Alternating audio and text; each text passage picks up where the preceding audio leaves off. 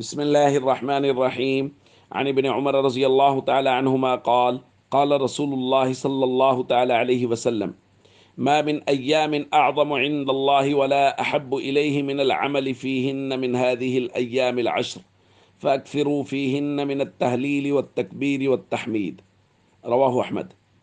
نبی کریم صلی اللہ علیہ وسلم نے ارشاد فرمایا، کوئی دن نہیں جو اللہ تعالیٰ کے یہاں عظمت والے ہوں اور جن میں نیک عمل اللہ کو سب سے زیادہ پسند ہو ذی الحج کے ان 10 دنوں کی نسبت، لہذا ان 10 دنوں میں تحلیل، تکبیر اور تحمید کی کثرت کرو۔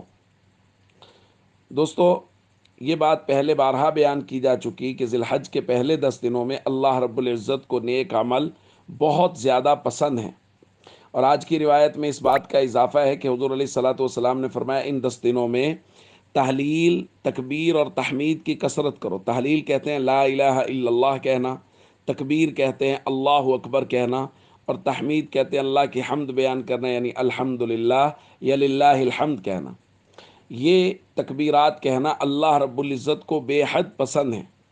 امام بخاری رحمۃ اللہ علیہ نے ایک جگہ ترجمۃ الباب کچھ اس طرح باندھا ہے، وَكَانَ ابْنُ عُمَرَ وَأَبُو هُرَيْرَةَ رضی اللہ تعالی عنہما یخرجان الی السوق فی ایام العشر، کہ حضرت ابو ہریرہ اور حضرت ابن عمر رضی اللہ تعالی عنہما ان 10 دنوں میں بازار کی طرف نکل جاتے، یکبران و یکبر الناس بتکبیرہما، یہ دونوں حضرات بھی تکبیرات کہہ رہے ہوتے اور لوگ بھی ان کو سن کے تکبیرات کہنا شروع کر دیتے۔ تو تکبیرات کہنا ان 10 دنوں میں اللہ رب العزت کو بہت زیادہ محبوب ہیں۔ تو لفظ تکبیرات میں دوستو تینوں چیزیں آ جاتی ہیں۔ ہمارے یہاں جو تکبیر کہی جاتی ہے اس میں تکبیر، تحلیل اور تحمید سب آ جاتا ہے۔ اللہ اکبر، لا الہ الا اللہ واللہ اکبر، اللہ اکبر وللہ الحمد۔